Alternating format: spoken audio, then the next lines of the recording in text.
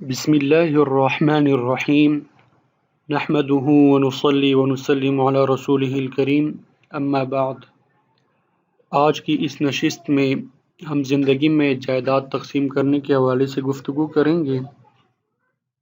عموماً بہت سے احباب یہ سوال پوچھتے ہیں کہ زندگی میں جائیداد کو کیسے تقسیم کیا جاتا ہے؟ اگر ہم نے وراثت زندگی میں تقسیم کرنی ہے تو اس کا طریقہ کار کیا ہوگا؟ کیا کسی وارث کو ہم کم یا زیادہ دے سکتے ہیں؟ ان تمام سوالات کا جائزہ آج کی نشست میں ہم دیکھیں گے انشاءاللہ۔ تو سب سے پہلی بات یہ یاد رکھنی ہے کہ زندگی میں وراثت کی تقسیم نہیں ہوتی، بلکہ وراثت کی تقسیم جو ہے وہ مرنے کے بعد ہوتی ہے۔ یہ اہم بات ہے کہ زندگی میں وراثت کی تقسیم نہیں ہے، بلکہ وراثت کی تقسیم مرنے کے بعد ہوتی ہے۔ ٹھیک ہے۔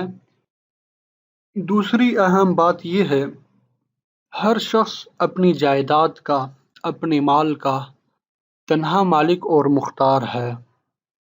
وہ اس میں ہر قسم کا جائز تصرف کر سکتا ہے، اسے بیچ سکتا ہے، وہ گفٹ کسی کو کر سکتا ہے، اس کو جس طریقے سے جائز طریقے سے استعمال کرنا چاہے کر سکتا ہے۔ اس وجہ سے کسی وارث کے لیے جائز نہیں ہے کہ وہ جائیداد میں سے حصے کا مطالبہ کرے یا اپنے والد کو جائیداد کی تقسیم پر مجبور کرے۔ یہ ہرگز جائز نہیں ہے، درست نہیں ہے۔ ٹھیک ہے۔ تیسری اہم بات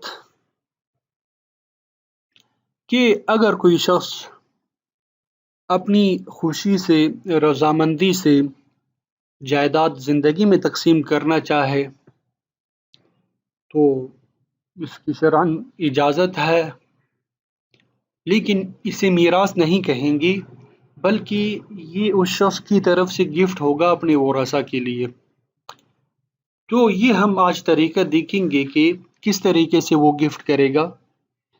تو اس کا طریقہ یہ ہے کہ سب سے پہلے اپنی بقیہ زندگی کے لیے جتنا مال اپنے پاس رکھنا چاہے وہ رکھ لے۔ اس میں شرعاً کوئی قید نہیں ہے۔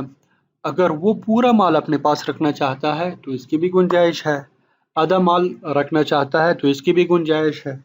کسی وارث کو یہ کہنے کا حق نہیں ہے کہ ابا جی آپ اتنا مال رکھ لے، بقیہ تقسیم کر دے۔ یہ ہرگز جائز نہیں ہے، بلکہ والد جتنا مال اپنے پاس رکھنا چاہے اپنی جائیداد میں سے وہ رکھ سکتا ہے۔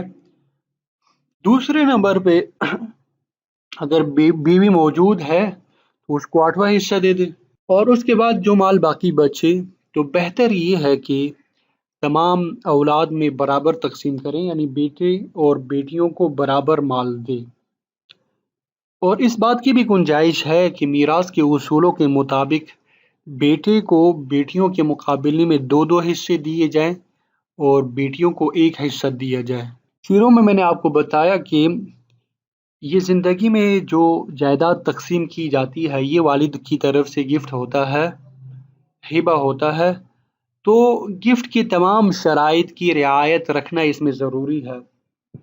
سب سے پہلی شرط تو یہ ہے کہ جو بھی چیز دی جائے ہر ایک وارث کا حصہ الگ کر کے باقاعدہ اس کا قبضہ کروایا جائے۔ صرف قبضہ دیے بغیر محض نام کر دینا یا قابل تقسیم چیز کو بغیر تقسیم کے مشترکہ طور پر 1 سے زائد افراد کو دینا، اس طریقے سے گفٹ درست نہیں ہوتا۔ اس لیے ان 2 باتوں کا خاص خیال رکھنا ہے کہ اپنا تصرف ختم کر کے جس کو دینا ہے اس کو قبضہ کروایا جائے، اور اگر قابل تقسیم چیز ہے تو تقسیم کر کے ہر ایک کو اس کا قبضہ دیا جائے، مشترکہ طور پہ 1 سے زائد افراد کو نہ دیا جائے۔